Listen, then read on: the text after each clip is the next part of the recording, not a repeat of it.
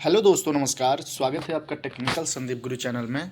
आज हम इस वीडियो में बात करेंगे दोस्तों पीईबी प्रोफेशनल एग्जामिनेशन बोर्ड यानी कि मध्य प्रदेश कर्मचारी चयन मंडल के द्वारा जो एक वैकेंसी निकाली गई है आबकारी विभाग की। ओके दोस्तों, तो आबकारी विभाग के वैकेंसी को आप अपने मोबाइल से या अपने लैपटॉप से कैसे भर सकते हैं, स्टेप बाय स्टेप हम आपको प्रोसेस बताएंगे। ओके दोस्तों, तो उसके लिए आपको सिंपली अपने मोबाइल के या लैपटॉप के या कंप्यूटर के किसी भी ब्राउज़र में आना है और ब्राउज़र में क्या सर्च करना है तो उसको चलिए हम बताते हैं। उसको आने के बाद आपको सर्च करना है दोस्तों peb.mp.government.in। ओके दोस्तों, जैसे इसको सर्च करेंगे तो आप कुछ ऐसा लिंक पे आ जाएंगे। इसका हम डिस्क्रिप्शन में लिंक भी दे देंगे। उसके बाद आपको इसमें हिंदी और इंग्लिश लैंग्वेज को चूज कर लेना है, जो भी आपको लैंग्वेज अच्छे से समझ में आता हो।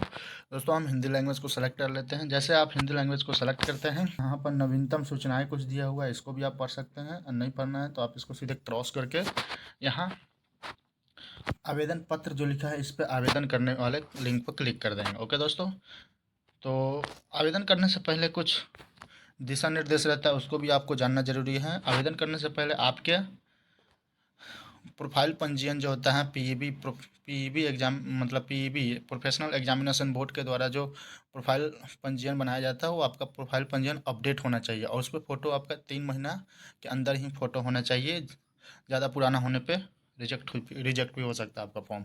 तो सिंपली आपको ये वाला, इसके लिए भी मैं वीडियो पहले बना चुका हूँ, आप देख सकते हैं जाके पीछे हमारी वीडियो बनाओ। ओके दोस्तों, तो आपको जैसे इस लिंक में आना है तो आप यहाँ देखेंगे कि आबकारी विभाग मध्य प्रदेश के अंतर्गत आबकारी आरक्षक कार्यपालिक पदों की सीधी एवं बैकलॉग भर्ती 2022। आरंभिक तिथि इसका 10 दिसंबर 2022 था और अंतिम तिथि अभी 24 तारीख था, लेकिन डेट इसके बढ़ा दिया गया है 29/12/2022 हो गया है। ओके दोस्तों, तो 29 तारीख तक लास्ट डेट है। जो भी कैंडिडेट अभी तक फॉर्म नहीं भर पाए हैं उनके लिए अभी भी गोल्डन चांस है, वो फॉर्म को भर ले। और मैं बताता हूँ कैसे कैसे स्टेप बाय स्टेप आपको फॉर्म भरना है बिना गलती के। ओके दोस्तों, तो और संशोधन करने का भी डेट इसमें दिया हुआ है आपका 31/12/2022। ओके, 2 दिन का संशोधन करने का भी डेट बढ़ा दिया गया। ओके दोस्तों, तो चलिए हम फॉर्म भर के दिखाते हैं। तो सिंपली ये इस लिंक को आपको क्लिक करना है, ये जो राइट का साइन दिख रहा है आपको, इसको जैसे आप लिंक को क्लिक करेंगे तो आप सीधे इसके फॉर्म भरने के वेबसाइट पे आ जाएंगे। ओके दोस्तों, यहाँ पर लिखा professional examination board Madhya Pradesh के अंतर्गत एक्सिस कांस्टेबल एग्जाम 2022 हेतु आवेदन। ओके दोस्तों, तो ये कुछ दिशा निर्देश रहता है, इसको आपको पढ़ लेना और यहाँ पे राइट का साइन लगा के आगे आप नीचे आ जाएंगे। चलिए हम दोस्तों राइट का साइन लगा देते हैं और नीचे आप आके महत्वपूर्ण इंपॉर्टेंट इंस्ट्रक्शन लिखा हुआ है, इसको भी आप पढ़ सकते हैं। इसको पढ़ के उसके बाद आप आगे बढ़े पर क्लिक कर देंगे। ओके दोस्तों, इसके लिए नीचे वाला स्टेप बहुत इंपॉर्टेंट है, उसको बता देता हूँ मैं आपको। किसी के माध्यम से ऑनलाइन आवेदन भरने वाले अभ्यर्थी को एमपी ऑनलाइन के पोर्टल पर 60 रुपया दे होगा और इसके अतिरिक्त रजिस्टर्ड सिटीजन यूजर के माध्यम से लॉगिन कर फॉर्म भरने पर 20 रुपये दे होगा, है ना। फीस तो 250 रुपया है और 500 रुपया है फीस, आपको मालूम होगा। इसमें आपको 20 रुपया और 60 रुपये अगर इस लिंक के माध्यम से अगर आप फॉर्म भरते हैं तो आपको लगेगा। ओके दोस्तों, तो ज़्यादातर लोग एमपी ऑनलाइन से ही फॉर्म भरते हैं, हम भी एमपी ऑनलाइन से ही फॉर्म भर के दिखाएंगे। इसको आगे बढ़ जाते हैं राइट का साइन करके। जैसे आगे बढ़ेंगे दोस्तों तो आपके सामने कुछ ऐसा इंटरफेस आ जाएगा। ऐसा इंटरफेस आने के बाद आप यहाँ अपना पंजीयन नंबर, प्रोफाइल पंजीयन नंबर और अपना डेट ऑफ बर्थ डाल देंगे और यहाँ कैप्चा जो दिया है इसको जोड़ के यहाँ पे इंटर आंसर कर देंगे। ओके, और फिर आगे नीचे सत्यापित कर आगे बढ़ जाएंगे। तो चलिए हम डाल के देखते हैं एक कैंडिडेट का। ओके दोस्तों, यहाँ दोस्तों मैंने एक सामान्य पंजीयन क्रमांक डाल दिया है और डेट ऑफ बर्थ डाल दिया। डेट ऑफ बर्थ डालने के बाद ये कैप्चा को भी ऐड करके यहाँ पर लिख दिया। ओके दोस्तों, अब आगे हम सत्यापित करके आपको दिखाते हैं।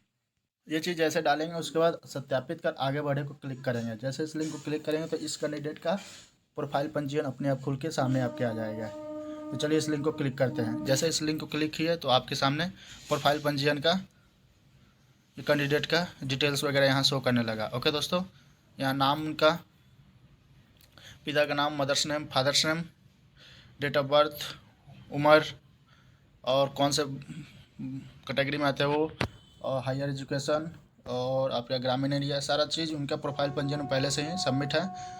तो प्रोफाइल पंजीयन आपका होना बहुत ज़रूरी है। तो प्रोफाइल पंजीयन होने के बाद ही आप आगे का इसका फॉर्म भर सकते हैं। ओके दोस्तों, तो ये सारा डिटेल उनका सामने आ जाता है। आधार कार्ड नंबर, मोबाइल नंबर और ये 2 लाइनों में लिखे जाने वाला शब्द भी आपको पहले से ही प्रोफाइल ओके रहेगा। ओके दोस्तों, ये सारा चीज़ होने के बाद आप सिंपली यहाँ आगे बढ़े पर क्लिक कर देंगे। ओके दोस्तों, तो चलिए हम भी आगे बढ़ के दिखाते हैं।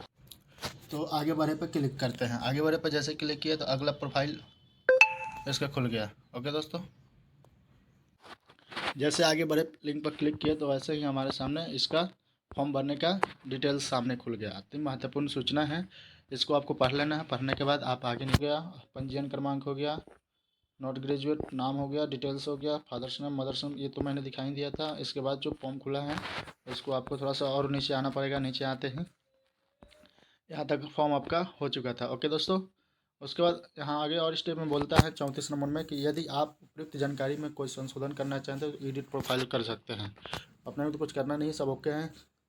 अगर आपका कुछ मिस्टेक है तो आपको एडिट करके प्रोफाइल में चेंज कर सकते हैं। संवर्ग, क्या आप भूतपूर्व सैनिक है? नहीं है। दिव्यांग है? नहीं है। आप बिना वर्ग के हैं? नहीं है। तो इसको भी आपको क्लिक नहीं करना है। अगर होगा तो आप क्लिक कर सकते हैं। मध्य प्रदेश के स्थायी निवासियों के लिए आयु में छूट संबंधित जानकारी, यदि आप भूतपूर्व सैनिक हैं तो अवधि मास शो करना है। यदि आप शासकीय स्वाध्याय कर्मचारी अथवा नगर सैनिक हैं तो भी आपको यहाँ डिटेल्स वगैरह भरना है। तो है तो नहीं, किसी के पास अगर होगा तो भर सकता है। मेरे पास नहीं तो मैंने पहले ही नहीं भर दिया है। क्या आप मध्य प्रदेश शासन के अधीन छंटनी शुदा कर्मचारी हैं? नहीं। यदि हाँ तो दी गई सेवा की अवधि माह में दर्शाइए।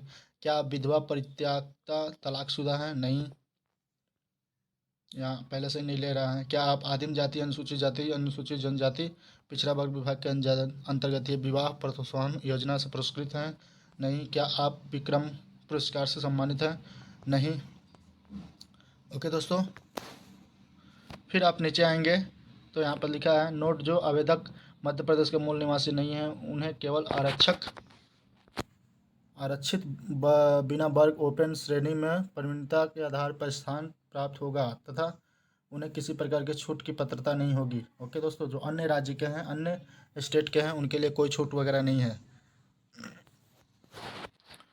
अब यहाँ पे आप मध्य प्रदेश के रोजगार कार्यालय में जीवित पंजीयन है अथवा नहीं है, पंजीयन होना अनिवार्य है तो हैं।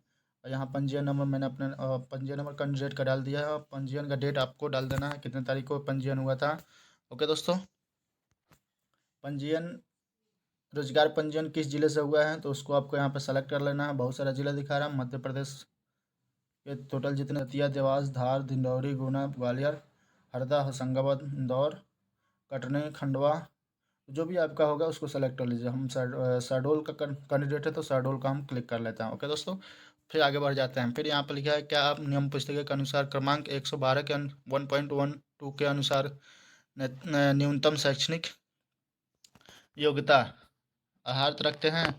उसमें अगर रहते हैं तो आपको डिटेल्स वगैरह भरना पड़ेगा, नहीं है तो नहीं भरना पड़ेगा। अब बोला है कि आबकारी आरक्षक के लिए आपके पास क्या 10+2 प्रणाली के अंतर्गत 12वीं पास की परीक्षा तथा पुरानी पद्धति से हायर सेकेंडरी समीक्षा समकक्ष परीक्षा उत्तीर्ण किया है? तो हाँ, 12वीं कक्षा इसमें योग्यता मांगा है, योग्यता होना चाहिए आपका।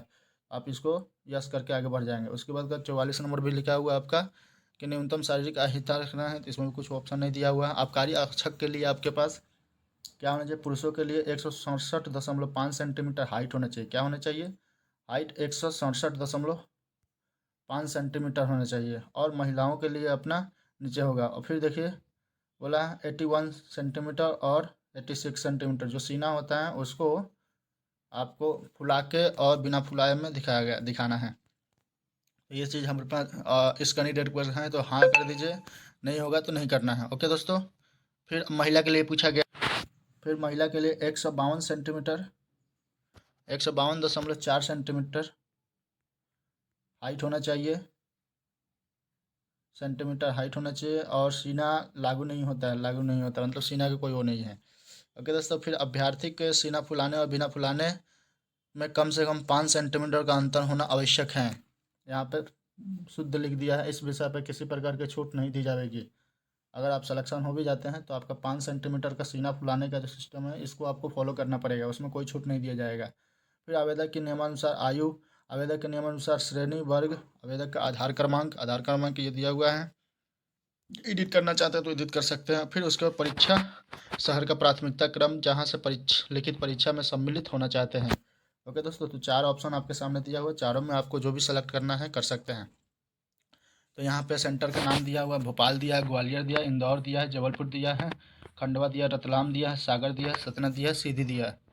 तो अपन एक को सेलेक्ट कर लेते हैं सतना, दूसरा सेलेक्ट कर लेते हैं अपन जबलपुर, और तीसरा सेलेक्ट कर लेते हैं, देख लेते हैं भोपाल है, ग्वालियर है, इंदौर है, जबलपुर, खंडवा, रतलाम, सीधी।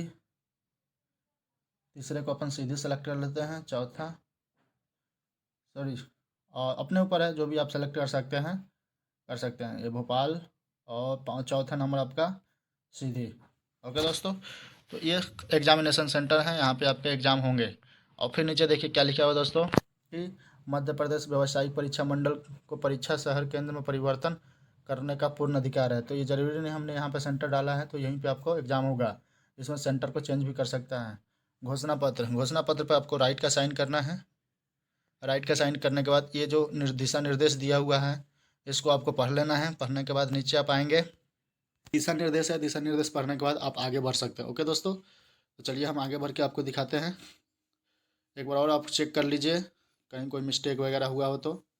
ओके दोस्तों, तो अपने तरफ से पूरा ओके है, तो इसको आगे बढ़ते हैं। आगे बढ़े वाले लिंक पर क्लिक कर देंगे।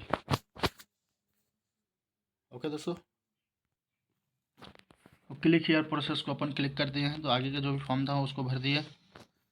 अब अपन नीचे चल के इसको आगे बढ़े पे क्लिक करते हैं। जैसे आगे बढ़े पे क्लिक करेंगे तो आपका फॉर्म आपके सामने खुल जाएगा कुछ ऐसा।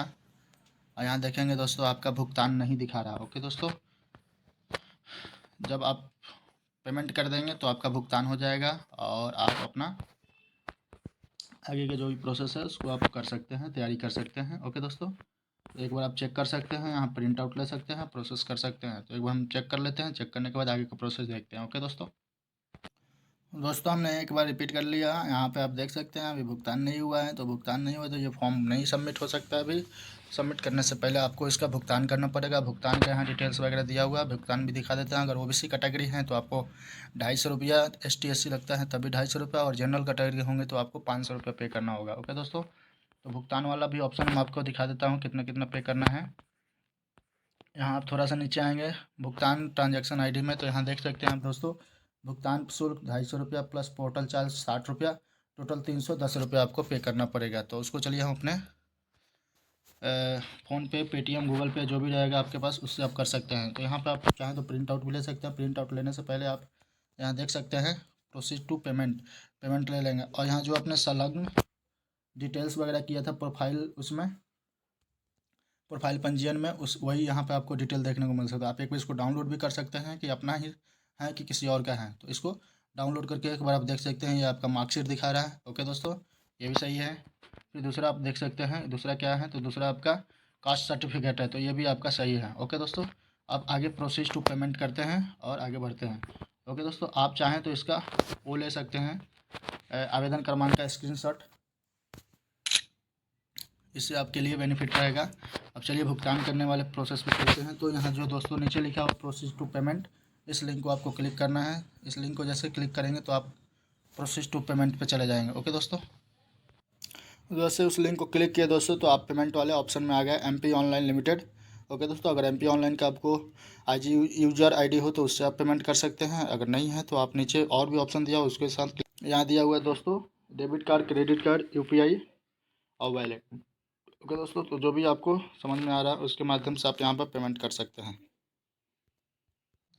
तो दोस्तों हम UPI के माध्यम से करेंगे। UPI में अपना जो ऑप्शन दे रहा है पेटीएम के माध्यम से हम पेमेंट को करते हैं। जैसे इस लिंक को क्लिक करेंगे तो आपका पेमेंट होने का प्रोसेस आपका शो करने लगेगा। आगे चलते हैं, ये थोड़ा सा स्लो चल रहा है। हम पेमेंट वाले ऑप्शन में आ गए हैं। पेमेंट वाले ऑप्शन में हम देख सकते हैं कि ये पेटीएम के माध्यम से हम पेमेंट कर रहे हैं। टोटल 310 रुपया लग रहा है। तो इसको सबमिट करते हैं पेमेंट प्रोसेस गेटवे। आप किसी भी लिंक से क्लिक कर सकते हैं, किसी से भी आप पेमेंट कर सकते हैं। तो हमने यहाँ पे पेटीएम के माध्यम से कर रहे हैं। तो हम अपना पेटीएम नंबर डालेंगे। पेटीएम नंबर डालने के बाद उस पर एक OTP आएगा, उस OTP को आप यहाँ डाल सकते हैं। डालने के बाद आपका पेमेंट का जो भी रहेगा प्रोसेस वो दिखाएगा। ये देखिए आपका OTP आ गया 40 48 46। 40 48 46। इसको गेट प्रोसेस रिकॉर्ड कर देंगे। ओके दोस्तों, और यहाँ पे CVV नंबर डालेंगे अपना। ओके, CVV नंबर डाल के फिर आगे का प्रोसेस कर देंगे।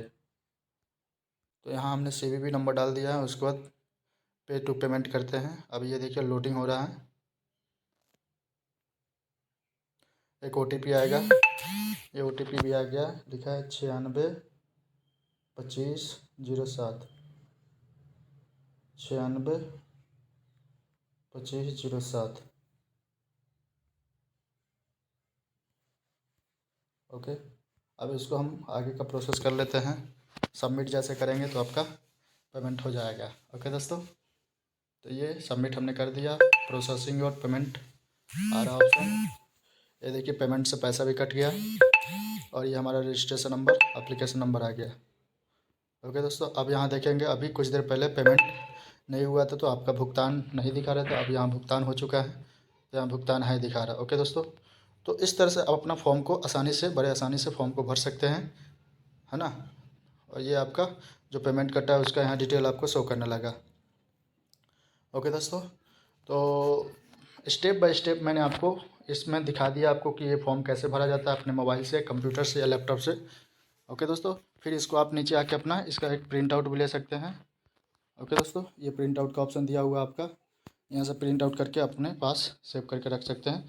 प्रिंट आउट कराने के लिए अगर आप मोबाइल से चला रहे होंगे तो आपको सिस्टम में जाना पड़ेगा, साइबर कैफ़े में, वहाँ पर से एक प्रिंट आउट निकाल लेना है। उसके बाद इसको सेव करके रख लेना है। ओके दोस्तों, तो उम्मीद करता हूँ इस वीडियो में मेरे द्वारा दिया गया जानकारी आपके लिए हेल्पफुल होगा। ओके दोस्तों, और आगे आप कंटिन्यू कर सकते हैं। जैसे कंटिन्यू करेंगे तो आप साइट पे सीधे पहुंच जाएंगे। ये आ गया दोस्तों आपका साइट पे। तो उम्मीद करता हूँ इस वीडियो में मेरे द्वारा दिए गई जानकारी आपके लिए हेल्पफुल होगा। तो आप इस वीडियो को लाइक करें, शेयर करें और सब्सक्राइब करें हमारे चैनल को। जय हिंद दोस्तों।